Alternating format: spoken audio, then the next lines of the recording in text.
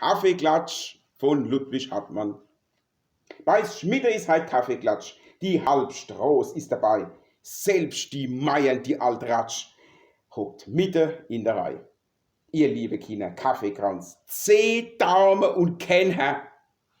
Halt vom Haus der kleine Franz, damit ich mich nicht Seine Mama hat's heut mal gewagt und lust des Bibelreu.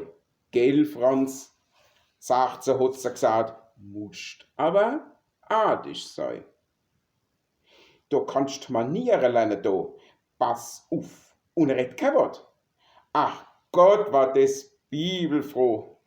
Alle schon wegen der Tod.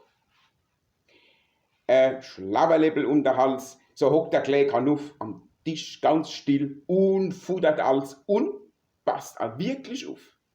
Die Meiern babbeln sich ganz heiß. Man hört bloß die alle, was die an Neuigkeiten weiß. Ach Gott, was ist das schön.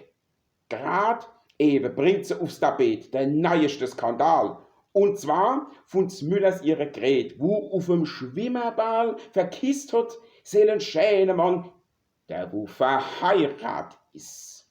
Wie dem soll Frau Hanno dann, wolle sie scheiden sich, doch plötzlich mitten im Satz, da denkt sie an das Kind.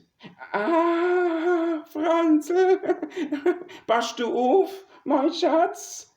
So fragt sie jetzt geschwind. Ah ja, Frau Meier, sagt der Bu und lacht in einem Stück fort. 5 Tassen Kaffee hast du schon und 7 Stück hat.